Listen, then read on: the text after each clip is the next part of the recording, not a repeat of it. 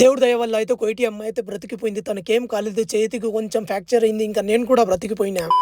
హే guys, అస్సలాం వాలేకుమ్, welcome back to day 11 of Ramzan series. అయితే ఫినిష్ చేసి మళ్ళీ ప్రేయర్స్ అయితే కంప్లీట్ చేసుకుని, స్కూల్ కూడా కంప్లీట్ చేసుకుని రూమ్ కి వచ్చి నిద్రపోయినా కొద్దిసేపు. ఇంకా అంతలోనే మా దోస్త్ అయితే కాల్ చేసి బయటికి రా, నీ బండి దగ్గర అయితే యాక్సిడెంట్ జరిగింది, ఏం జరిగిందో చూస్తారా ఒకసారి అన్నాడు. ఇంకా నిద్రలేసి ఓ అని పరిగెత్తుకుంటా అయితే బయటికి వచ్చేసిన. బయటికి వచ్చి చూస్తే బండికి పెద్ద యాక్సిడెంట్ అయింది. బండి లోపల చూడండి 2 ఎయిర్ బ్యాగ్స్ కూడా ఓపెన్ అయినాయి. అందువల్ల అయితే తనకేం కాలేదు, బ్రతికిపోయింది. చేతికి కొంచెం ఫ్రాక్చర్ ఏమో అయింది, చేయి పట్టుకుని అయితే వెళ్తా ఉంది. ఇక్కడ చూడండి తమాషా, బండి నడిపిందేమో వేరే ఆమె, ఇంకా యాక్సిడెంట్ అయింది వేరే అతనికి. వీళ్ళిద్దరు అయితే కొట్టుకుంటున్నారు. ఇక్కడ ముందర కనిపిస్తుందా ఫోటో, ఈ బండికి అయితే కొట్టిన డోర్ మొత్తం చీలిపోయింది, టైర్ కూడా లోపలికి వెళ్ళిపోయింది.